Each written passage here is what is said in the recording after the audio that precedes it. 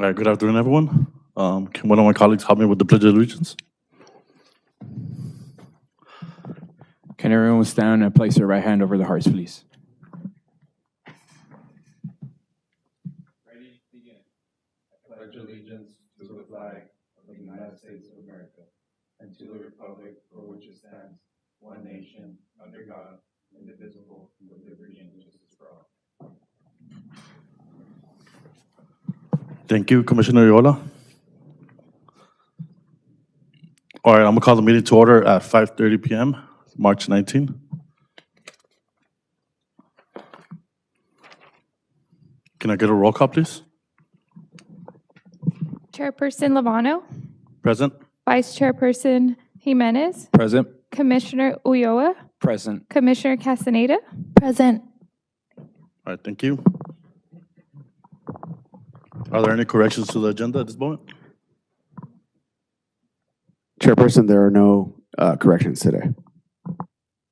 All right, moving forward to public comments. At this time, the general public may address the commission or committee on any items listed on the agenda, including items not listed on the agenda, known as non-agenda items that are within the subject matter jurisdiction of the commission. Please be aware that the maximum time allotted for members of the public to speak shall not exceed 3 minutes per person. State law prohibits the commission or committee from taking action or entertaining extended discussion on a topic not listed on the agenda. Please show courtesy to others and direct all your comments to the chairperson. And chairperson, today we do not have any speaker cards turned in. Now we're going to approve the minutes for the meeting we had on February 19, 2026. Can I get a motion to approve, please? I'll make the motion. Can I get a second? I second it. All right, thank you. All right, moving forward, staff communications, please.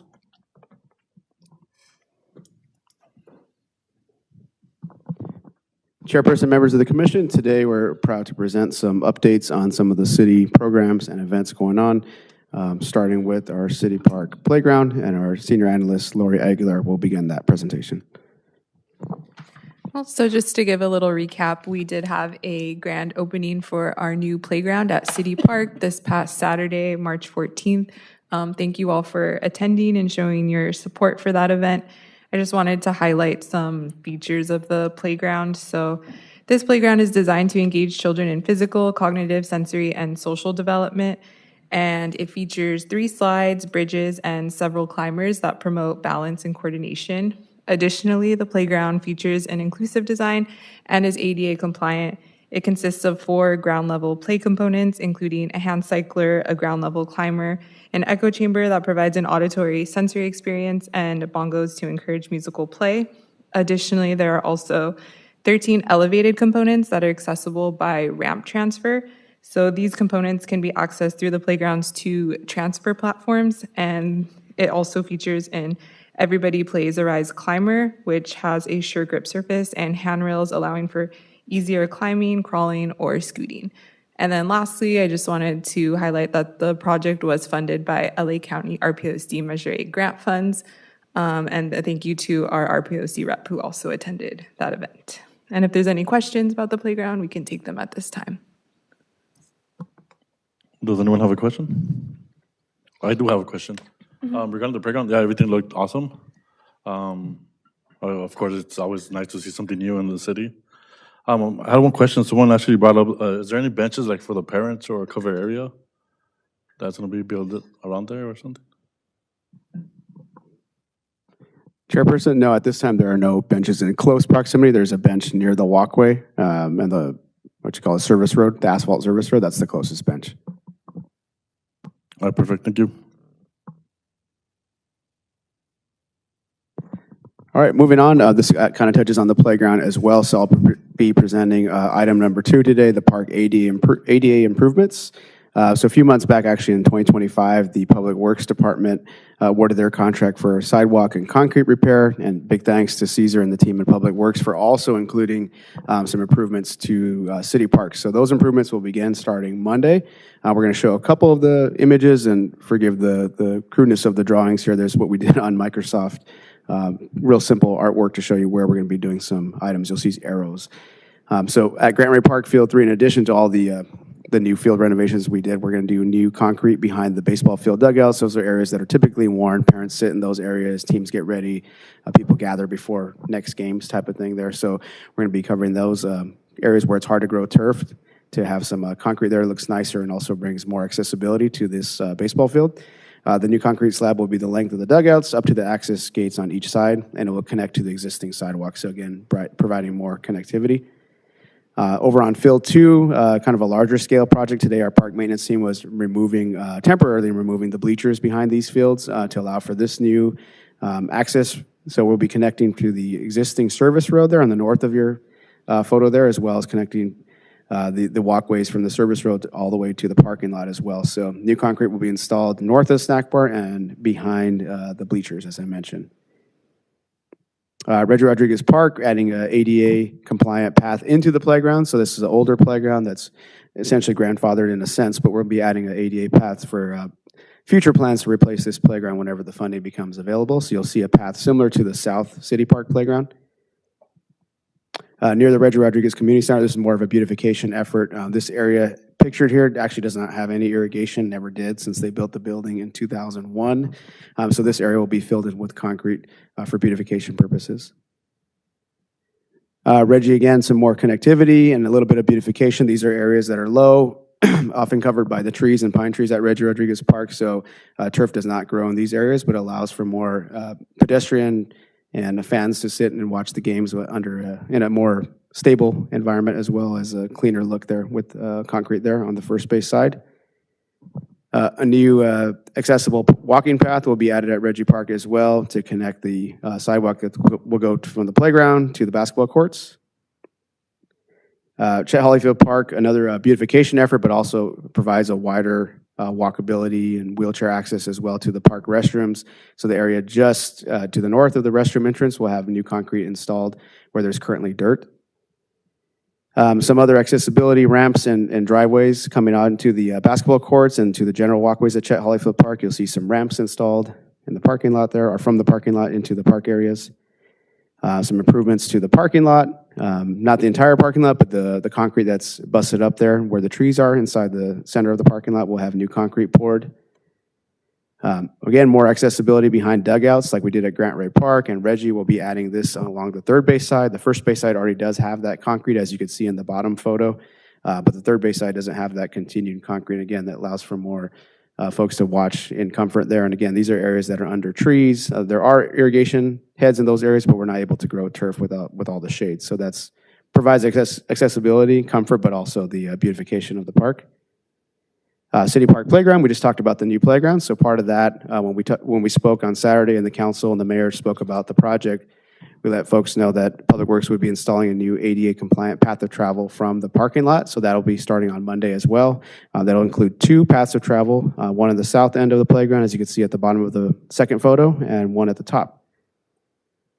Near the skate park, this area here that goes basically a dead end in terms of concrete and walkways in between the tennis court and the pickleball court leading towards the skate park. So we're going to do a new ADA compliant path of travel there to connect the service road. And just different improvements that will happen throughout there. And then the golf course, not necessarily under this purview, but as part of our presentation that we'll be doing some accessibility at the golf course as well. So that concludes this item number 2. If there's any questions I can answer at this time. No questions, thank you.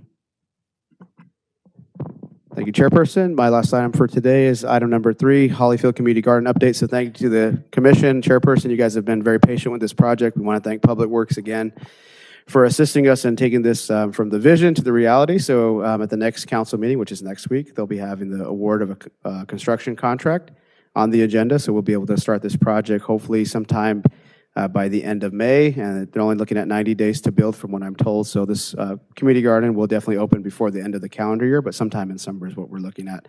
Again, just like the playground, this project will be funded by partial general fund, but mostly LA County Measure A funds. And if there's any questions about the community garden, I can answer at this time. No questions. All right, I'm going to pass it on to our Assistant Director, Veronica, for the remainder of the updates. All right, thank you very much, and good evening, everyone. I do not have much to report on the pet vaccine clinic other than to announce the details of it. That will be this Saturday, the 21st, at City Park on the west end of the facility at 9 a.m. Of course, we'll be offering low-cost services for the community. We do anticipate having a very busy day at City Park due to a couple of permits, both inside the senior center and outside on the grass area. So hopefully that in itself will help us advertise the availability of those services to our community. We are currently taking registration for our spring camp for ages 5 to 13. That will take place at the Kathy Hensel Youth Center. It is $100 per child. It will take place between April 6th and the 10th from 8 a.m. to 6 p.m. This camp will also include a field trip to watch the Super Mario Galaxy movie at the local theater. As of now, we have 4 spaces left for registration, and that registration is available at montebellorecreation.com. The youth employment program has been in the planning process for some time. We opened the the application window on March 3rd at 3 p.m. We changed the time this year, as I mentioned in the previous meeting, to provide a little bit more accessibility for students to get home and actually partake in that program online instead of it kind of being forced to have their parents do it. We did fill up in 40 minutes with the 75 application limit. And then, of course, after that fact, we got a lot of inquiries after the fact of just people wondering why we didn't have any more space. But unfortunately, we do have to put a cap on it because we could probably go into the hundreds of applications received if we didn't.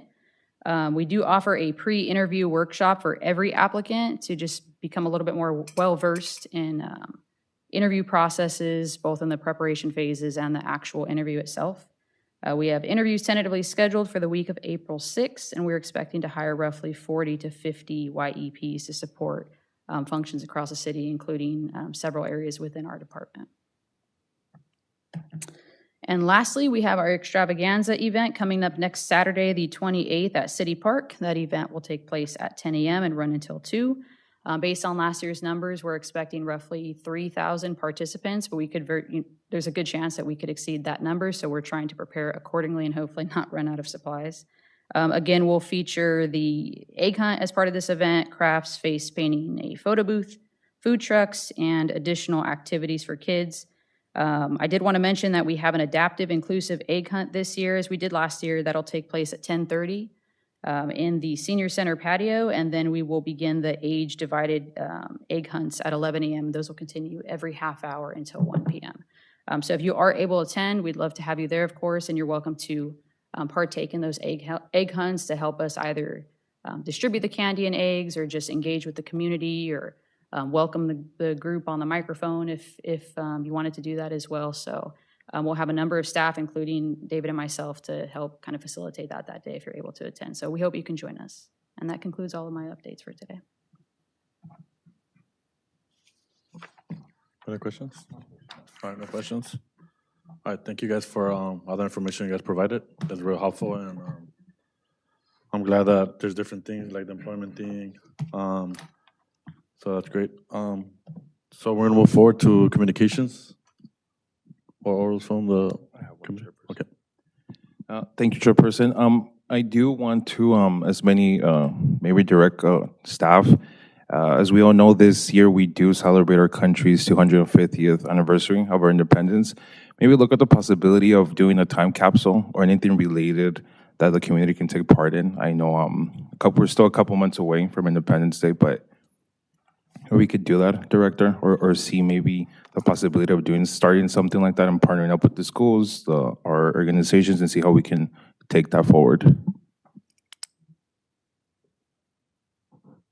If I may, Vice Chair, we'll go ahead and discuss that internally, and we'll provide a update at the next commission meeting. Thank you. Thank you. Any more comments or? I have one comment. Thank you, Chairperson.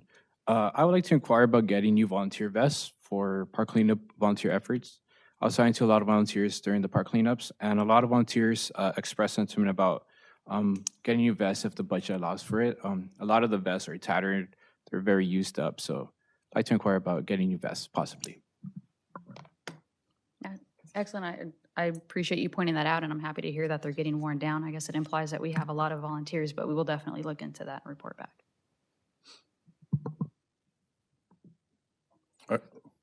I do want to share something. I was able to participate or attend the air program, that St. Patrick's Day event, bingo. Compared to the other days, yeah, it was a good turnout. It looked like all the families were engaged, participating, so that was good. The environment was good. The staff working was good, so that's great. Also, I want to thank the staff for really investing time and your effort and making sure that everything's accessible for people with disabilities. I remember there was a big report and there was a lot of things that we had to work on, but this is a great start, especially for the parks, where that's where most of the kids go and most of the families, basketball courts, skate park, and all that. So I want to thank you all for all your work. That's all. Thank you.